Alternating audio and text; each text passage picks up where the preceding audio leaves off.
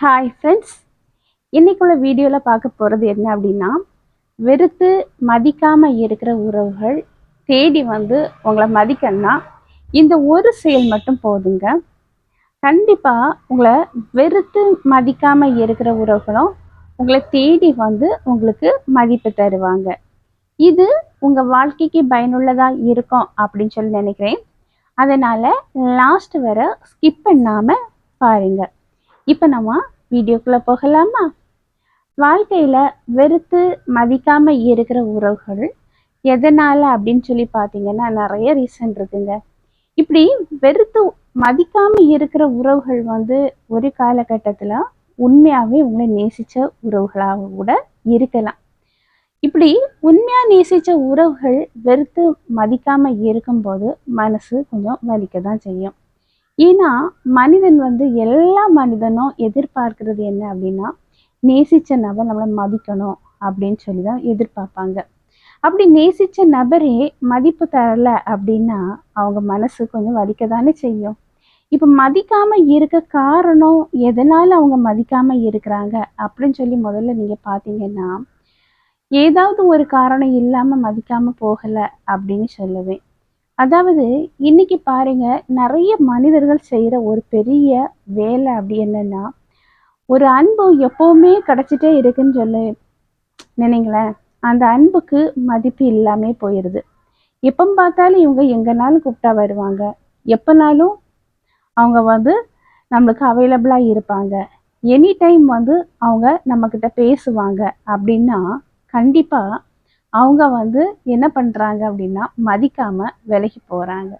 ஏதாவது ஒரு பொருள் எப்பமாவது ஒருக்கா தான் பார்க்க முடியும், எப்பமாவது ஒருக்கா தான் பேச முடியும், எப்பமாவது ஒருக்கா தான் அவங்க கூடவே டைம் ஸ்பெண்ட் அவுட் பண்ண முடியும் அப்படிங்கிற ஒரு சூழ்நிலை வரும்போது கண்டிப்பாக அவங்க மேலே மதிப்பு வருது, மரியாதை வருது. இது உண்மைதானே?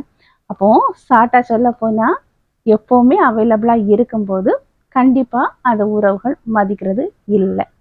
அதே போல் புதுசாக ஒரு உறவு வரும்போது அந்த உறவுக்கு முக்கியத்துவம் கொடுத்துட்டு பழைய உறவுகளை மறந்து போகிற ஒரு சூழ்நிலை.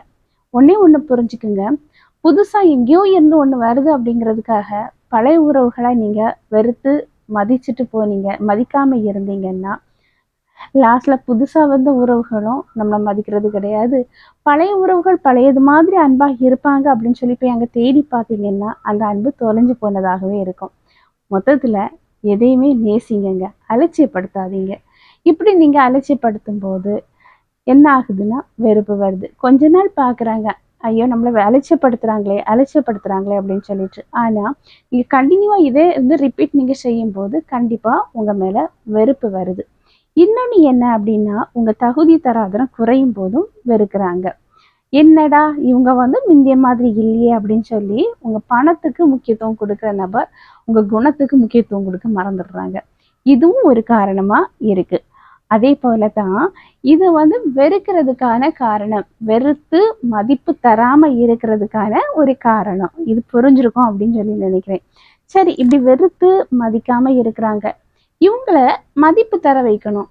அதுக்காக போய் நின்று என்னை மதி அப்படின்னு சொல்லிட்டு போய் நீங்கள் கேட்டீங்கன்னா மதிப்பு தருவாங்கன்னு நினைக்கிறீங்களா? கண்டிப்பாக தர மாட்டாங்க. என்ன பண்ணணும் அப்படின்னா ஒரு செயல் மட்டும் செய்யணும். எனி டைம் அவங்களுக்கு அவைலபிளாக இருந்தீங்க தெரியுமா, அவங்க கொஞ்சம் உங்கள் வாழ்க்கையில் கொஞ்சம் கவனத்தை செலுத்தணும்னு சொல்லுவேன். உங்களுக்காக நீங்கள் வாழுங்க, உங்கள் கடமையில் முழு கவனத்தை செலுத்துங்க. எப்படி முன்னேறலாம் அப்படின்னு சொல்லி பார்த்து நீங்கள் உங்களுக்காக வாழும்போது கண்டிப்பாக மரியாதை தராத அந்த உறவும் வெறுத்த உறவும் கண்டிப்பாக உங்களுக்கு தேடி வந்து மதிப்பு மரியாதை தருவாங்க. கொஞ்சம் புரிஞ்சிருக்கும் அப்படின்னு சொல்லி கொஞ்சம் நான் நினைக்கிறேன். ஏன்னா மதிக்கலைன்னு சொல்லிட்டு இருக்கிறோம்ல, முதல்ல மதிப்பு தரணும்னா நம்மளா வாழணும், நம்ம கடமையில் முழு கவனத்தை செலுத்தணும். நம்ம வாழ்க்கையில் உயரும்போது கண்டிப்பாக மதிக்காத அந்த உறவுகளும் மதிக்கும், தேடி வரும். கண்டிப்பாக நிச்சயமாகவே நீங்கள் தேடி போக தேவையே கிடையாது. உங்கள் தகுதி தராதரம் உயரும்போது, உங்கள் வாழ்க்கை லைஃப் ஸ்டைல் உயரும்போது கண்டிப்பாக அவங்க தேடி வருவாங்க. மௌனமாக அமைதியாக உங்கள் கடமையில் முழு கவனத்தை செலுத்தினா போதுங்க. இந்த ஒரு செயல் செய்தாலே போதுங்க, கண்டிப்பாக அந்த உறவுகள் உங்களை நேசிக்கும், திருப்பி வந்து மதிப்பையும் தரும். இதை ஒரு சின்ன ஸ்டோரி மூலம் சொல்லலாம்னு நினைக்கிறேன். ஒரு ஆண் ஒரு பெண்ணிட்ட ரொம்ப வந்து அன்பா இருக்கிறாங்க, ரொம்ப மதிப்பு கொடுக்குறாங்க. அந்த பெண்ணோட வார்த்தைக்கு மதிப்பு கொடுத்து அவங்க என்னெல்லாம் செய்யணும் என்னெல்லாம் செய்யக்கூடாது அப்படின்னு சொல்றாங்களோ அதெல்லாம் கேட்டுட்டு நடந்துட்டு இருக்காங்க. ஆனா நாட்கள் செல்ல செல்ல பாருங்க, எல்லாமே அவருடைய அந்த ஆண் அந்த பெண்ணோட வார்த்தையை கேட்கறதுனால பெண்ணுக்கு இந்த ஆண் மேல வெறுப்பு வருது, மதிப்பு குறையுது. என்ன அப்படின்னா என்ன அப்படின்னா என்ன சொன்னாலும் இவங்க கேட்பாங்க, இவங்க தானே எங்க கூப்பிட்டாலும் வருவாங்க, எனி டைம் பார்க்கலாம் அப்படிங்கிற ஒரு நிஸ்சாரமான ஒரு எண்ணம். இனி இவங்க நமக்கு தேவையில்லை அப்படின்னு சொல்லி முடிவெடுத்துட்டு அந்த ஆணுக்கிட்ட பேசுறத தவிர்த்துட்டு அவங்க இஷ்டப்படி வாழ போயிடுறாங்க. கொஞ்சம் வருஷம் கழிச்ச பிறகு அந்த ஆண் வாழ்க்கையில அவங்ககிட்ட போய் ஏன் என்னை வெறுத்தான்னு கேட்கவும் இல்லை, சண்டை போடவும் இல்லை. அதுக்கு பதிலாக என்ன செய்தாங்க தெரியுமா?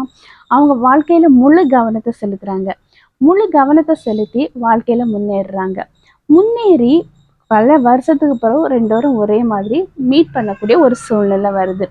ஆண் பார்க்கறதுக்கு முந்திய விட தகுதியிலும் தராதரத்திலும் பணத்திலையும் உயர்ந்த நிலைமையில இருக்கிறாரு. ஆனா அந்த பெண் நினைக்கிறா அதே அளவு மரியாதையும் கொடுக்குறாரு, வெறுக்கலை. அதனால என்னன்னா அந்த ஆண் வந்து சண்டை போடலைங்க, அமைதியா இருந்து முழு கவனத்தை தன்னுடைய வாழ்க்கையில செலுத்தி முழுவதுமா முன்னேறி வாழ்க்கையில வாழ்ந்து காமிச்சிருக்கிறாரு. அந்த பெண்ணை பார்க்கும்போது லாஸ்ட்ல லைட்டா ஒரு சின்ன சிரிப்பு மட்டும் சிரிக்கிறாரு, அவ்வளவுதான். அந்த சிரிப்பே பல அர்த்தம் கொடுக்குது. என்ன அப்படின்னா பழிவாங்கல, முன்னேறி இருக்காரு, லைட்டா சிரிக்கிறாரு. இதுவே அந்த பெண்ணுக்கு பெரிய பதிலடி. ஏன்னா வாழ்க்கையில முன்னேறிட்டார்ல. வேண்டான்னு சொல்லி ஒதுக்கப்பட்ட அந்த ஆண் இன்னைக்கு ஒரு நல்ல ஒரு முன்னேற்றமான நிலைமையில வந்து அவர் வந்து வாழ்றாரு. இதுதான் அந்த பெண்ணுக்கு கொடுக்குற ஒரு சரியான பதிலடி. உங்க வாழ்க்கையிலேயே நீங்க நேசிச்ச நபர் உங்கள்கிட்ட பேசாம மதிக்காம இருந்தாங்கன்னா அவங்ககிட்ட போய் காரணம் கேட்காதீங்க, சண்டை போடாதீங்க. உங்க வாழ்க்கையில முழு கவனத்தை செலுத்துங்க, வாழ்ந்துங்க. நீங்க வாழ்க்கை வாழ்றது. குறிப்பா அடுத்தவங்க நம்மளை மதிக்கணும் மதிக்கணும் அப்படின்னு சொல்லி எல்லாம் நம்ம எதிர்பார்க்கிறோம்ல. முதல்ல நம்மளை நம்ம மதிக்கணுங்க. அடுத்தவங்காக வாழ்றீங்கல்ல, உங்களுக்காக வாழ்றீங்களா? கொஞ்சம் யோசித்து பாருங்க. உங்களுக்கு நீங்க முதல்ல மதிப்பு கொடுக்கும்போது கண்டிப்பா ஆட்டோமேட்டிக்கா அடுத்தவங்களும் உங்களை மதிப்பாங்க. ஃபார் எக்ஸாம்பிளுக்கு சொல்ல, உங்களுக்கு என்ன பிடிச்சிருக்கு பிடிக்கல அப்படின்னு சொல்லிட்டு நீங்க இருக்கீங்களா? அடுத்தவங்களுக்கு என்ன பிடிச்சிருக்கு பிடிக்கல அப்படின்னு சொல்லிட்டுலாம் நீங்க பார்த்து பார்த்து பண்ணினீங்க தெரியுமா? அதனாலதான் உங்க குணநலங்கள் உங்க கேரக்டர் வந்து மாறி போகுது. முதல்ல உங்களுக்கு என்ன பிடிச்சிருக்கு உங்களுக்கு என்ன பிடிக்கல அதை முதல்ல கத்துக்கணும், தெரிஞ்சு வச்சுக்கோங்க. இனியாவது அடுத்தவங்க மதிக்கணும் அப்படின்னு சொல்லி எதிர்பார்க்குறீங்கல்ல, உங்க வாழ்க்கையில முழு கவனத்தை செலுத்தும் போது கண்டிப்பா நீங்க வாழ்க்கையில முன்னேறுவீங்க. கண்டிப்பா திறமை இருக்கு. ஃபார் எக்ஸாம்பிளுக்கு சொல்ல போனால் நம்மக்கிட்ட எந்த ஒரு வசதியும் இல்லாமல் இருந்தாலும் அடுத்தவங்க ஏதாவது ஹெல்ப்பு கேட்டாங்கன்னா முடியாமல் இருந்தால் வரை நம்ம செய்வோம். ஆனால் அந்த ஹெல்ப்பெல்லாம் வாங்கிட்டு அவங்க கேட்பாங்க பாருங்க ஒரு கொஸ்டின், நீ எனக்காக என்ன செய்துட்ட அப்படின்னு சொல்லி, அப்போமே தெரியுதுங்க மனசு ஒடிஞ்சு போயிடும். முதல்ல உங்களுக்காக வாழுங்க, உங்கள் வாழ்க்கையில் கவனத்தை செலுத்துங்க, மதிப்பு தன்னாலே வரும். Okay friends.